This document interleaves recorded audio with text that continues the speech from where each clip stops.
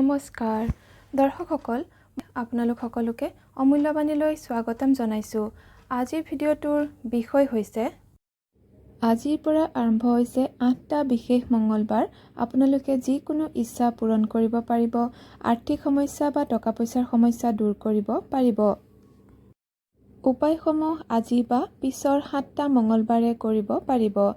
আজিৰ এটা বিশেষ উপায় হৈছে 21টা ল'ব তুলসীৰ পাত, নফটা মানে অক্ষত ল'ব আৰু তাতে সেন্দুৰেদি ৰাম ৰাম ৰাম প্ৰতিখিলা পাততে লিখি দিব।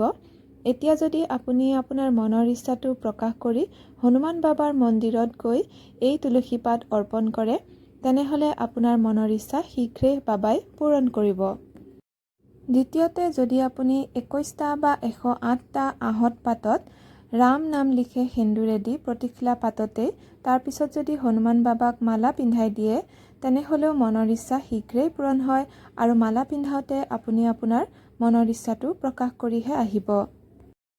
ইচ্ছা পূৰণ কৰিবৰ বাবে অন্য এটা উপায় হৈছে এটা বাকলি গুচোৱা নাৰিকলৰ ওপৰত স্বাস্তিক চিহ্ন সেন্দুৰেদি আঁকি ৰঙা কাপোৰেদি মেৰিয়াই মনৰ ইচ্ছাটো প্ৰকাশ কৰি হনুমান বাবালৈ আগবঢ়াব পাৰে। মন্দিৰত গৈ চামেলি তেল, সেন্দুৰ ইত্যাদিও হনুমান বাবাক দিব পাৰে। দৰ্শকসকল, আজিৰ ভিডিঅ'ৰ ইমানতে সামৰণি মাৰিছোঁ। ধন্যবাদ।